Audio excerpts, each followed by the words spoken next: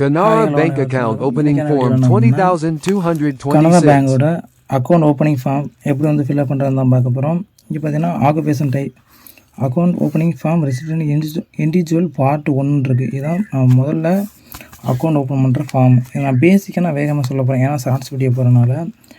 Date வந்து போட்டுக்கோங்க. இந்த டேட் வந்து நம்ம என்றைக்கு அக்கௌண்ட் ஓப்பன் பண்ணுறோமோ அந்த டேட் 21/6/2026 போட்டிருக்கேன். இந்த டேட் வந்து போட்டுங்க. அடுத்து நம்ம எதுவுமே ஃபில் பண்ண வேணாம். இங்கே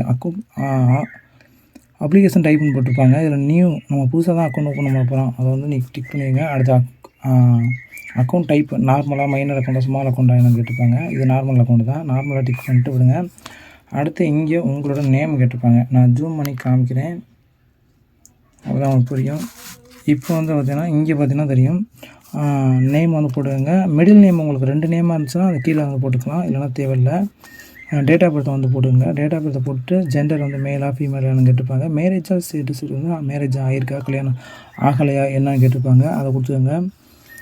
நேம் ஆஃப் ஃபாதர், உங்களோட ஃபாதர் நேம் எழுதிங்க. மதர் நேமை இங்கே எழுதிங்க. ஸ்பௌஸாக இருந்தால் ஸ்பௌஸ் எழுதிங்க. அடுத்த லிட்ரேச்சர் வந்து என்னவோ அதை கொடுத்தாங்க. அங்கே அடையாளங்கள் தான் கேட்டிருப்பாங்க.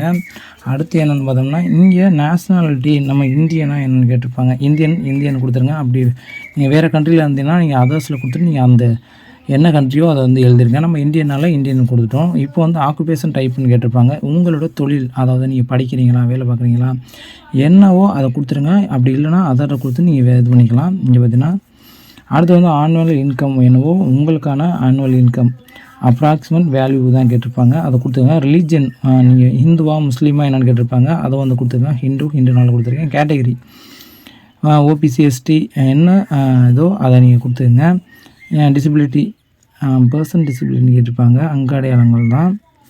இங்கே வந்து நீங்கள் எஜுகேஷன் குவாலிஃபிகேஷன் நீங்கள் என்ன படிச்சிருக்கீங்களோ அதை வந்து கேட்டிருப்பாங்க. இங்கே பார்த்தீங்கன்னா 9th 10th கிராஜுவேட்டு என்னவோ நீங்கள் அதை கொடுத்துக்கலாம். அடுத்து வந்து ஆர்கனைசேஷன் இதெல்லாம் தேவையில்லை. முக்கியமானது என்னென்ன ஃபில் பண்ணணுமோ அதை மட்டும் தான் நம்ம வந்து சொல்ல போகிறோம். இங்கே பார்த்தீங்கன்னா ஐஎஸ்ஓ கண்ட்ரி கோடு வந்து கேட்டிருப்பாங்க. நம்ம இந்தியாவில் இருக்கிறனால ஐஎன்என் போட்டு அதை மட்டும் விட்டுருங்க. அடுத்து வந்து பான் கார்டு நம்பர் வந்து இங்கே என்ட்ரு பண்ணுறாப்புல இருக்குது. நான் சிம்பிளாக எழுதிருப்பேன். உங்களோட பான் கார்டு நம்பரை இங்கே கரெக்டாக என்ட்ரு பண்ணிடுங்க. அப்படி உங்களோட பான் கார்டு இல்லைனா நீங்கள் வந்து ஃபார்ம் 60 வந்து ஃபில்அப் பண்ணுற மாதிரி இருக்கும். இங்கே வந்து கான்டாக்ட் டீட்டெயில்ஸ் வந்து கேட்டிருப்பாங்க. பார்த்தீங்களா, உங்களோட மொபைல் நம்பர் கேட்டிருக்கேன். இமெயில் இருந்தால் இமெயிலை கொடுத்துக்கலாம், நான் தேவையில்லை. அடுத்து வந்து ப்ரூஃப் ஆஃப் ஐடென்டிஃபிகேஷன். இங்கே பார்த்தீங்கன்னா ப்ரூஃப் ஆஃப் ஐடென்டிஃபிகேஷன் மார்க் கேட்டிருப்பாங்க. உங்களோட ஆதார் கார்டை வந்து கொடுக்குற மாதிரி இருக்கும். அது உங்கள் ஆதார் கார்டு நம்பரை வந்து இங்கே மென்ஷன் பண்ணிங்க. டாக்குமெண்ட் ஐடென்டிஃபிகேஷன் நம்பர்ன்ற பதிலாக இந்த இடத்துல கொடுத்தாங்க. இப்போ பார்த்தீங்கன்னா இசுவைடு இதெல்லாம் கட்டிருப்பாங்க, அதெல்லாம் தேவையில்லை. நம்மளோட ஆதார் கார்டு மட்டும் கொடுத்துக்கலாம். அப்படி இல்லைனா டிரைவிங் லைசன்ஸு, ஓட்டர் ஐடி இதெல்லாம் கொடுத்துக்கலாம். நெக்ஸ்ட் பேஜ் போவோம். நெக்ஸ்ட் பேஜ் இந்த மாதிரி தான் இருக்கும்.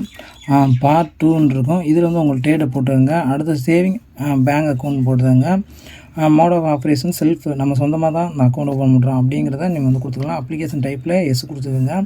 உங்களோட நேம் வந்து ஃபில் பண்ணிக்கோங்க. செக் புக் வேணுமான்னு கேட்டிருப்பாங்க. செக் புக் வந்து டிக் கொடுத்துருங்க. கரெக்டாக எல்லாருக்குமே தேவைப்படும்.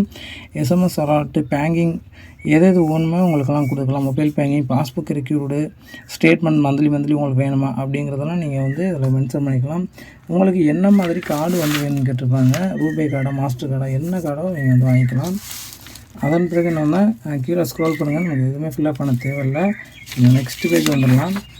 நெக்ஸ்ட் பேஜ் வந்தோம்னா நமக்கு இந்த மாதிரி தான் இருக்கும். நெக்ஸ்ட் பேஜ் வந்து உங்களோட நாமினி வந்து கொடுக்கணும். அப்புறம் உங்களோட நேம் வந்து கொடுத்துருங்க. அதன் பிறகு கனரா பேங்க் அவங்க ஆஃப் நாமினி அவங்களோட நேம் எழுதிக்கிங்களாம்.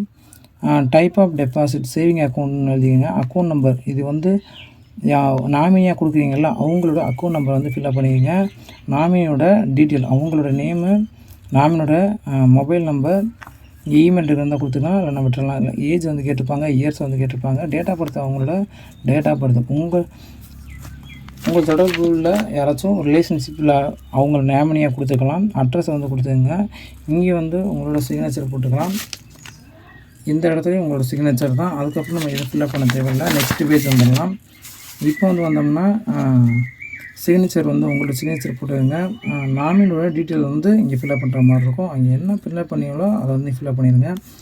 ஏஜு, அவங்களோட இயர்ஸு, நாமினோட அக்கௌண்ட் நம்பரு, இங்கே டேட்டு, நீங்கள் என்றைக்கு அக்கௌண்ட் ஓப்பன் பண்ணிங்களோ அந்த டேட்டு, உங்களோட சிக்னேச்சர், அவ்வளோதான் இருந்துச்சு.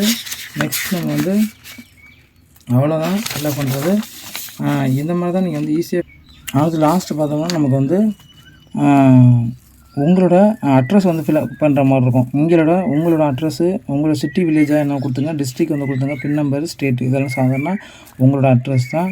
இப்போ வந்து நான் சொந்த ஊரில் தான் இருக்கேன், அதனால் ஒரு அட்ரஸ் எழுதியிருக்கேன். அப்போ நீங்கள் ஒரு ஊரில் வந்துட்டு இன்னொரு ஊரில் வேலை பார்த்தீங்கன்னா இந்த அட்ரஸை நீங்கள் வந்து கொடுக்குற மாதிரி இருக்கும். அந்த அட்ரஸை அப்படி நீங்கள் ஒரே ஊரில் தான் இருந்தீங்கன்னா நீங்கள் வந்து சேம் பர்மனெண்ட் அட்ரஸ் இதை வந்து டிக் கொடுத்துட்டாவே நீங்கள் வந்து இதை ஃபில்அப் பண்ண தேவையில்லை. இப்போ நீங்கள் சொந்த ஊரில் இருந்துட்டு வேறு ஊரில் இருந்தீங்கன்னா அந்த அட்ரஸ் எழுதிடுங்க, அவ்வளோதான். இப்போ வந்து அதர் விசிபிலிட்டின்றது பதிலாக இதில் செல்ஃப் டிக்ளரேஷன் சொந்தமாக தான் இது பண்ணுறேன் அப்படிங்கிறத கொடுத்துருங்க. டாக்குமெண்ட் வந்து ஏதாச்சும் ஒரு ஐடி நம்பர் கொடுத்துருங்க. இங்கே வந்து டேட் வந்து கொடுத்துருங்க. அப்புறம் வந்து உங்களோட ஃபோட்டோ வந்து இந்த இடத்துல நீங்கள் வந்து மென்ஷன் பண்ணுற மாதிரி இருக்கும். இந்த இடத்துல உங்களோட சிக்னேச்சர், இந்த சிக்னேச்சர் வச்சா நீங்கள் வந்து பணம் எடுக்கும்போது ஒவ்வொருத்தரும் நீங்கள் வந்து வெரிஃபிகேஷன் பண்ணுவாங்க, அவ்வளோதான். அப்படி வந்து உங்களோட சிக்னேச்சர் போட முடியலன்னா தம்பு கைரேகை வந்து வச்சுக்கலாம். ப்ளேஸ் வந்து கேட்டிருப்பாங்க, உங்களோட ப்ளேஸ் எந்த இதில் இருக்கோ அதை வந்து கொடுத்துக்கலாம். டேட்டு வந்து கொடுத்துருங்க, அவ்வளோதான். இவ்வளோ தான் ஃபில் பண்ணுறது ஈஸியான ஒரு இதாக இருக்கும். நன்றி, வணக்கம்.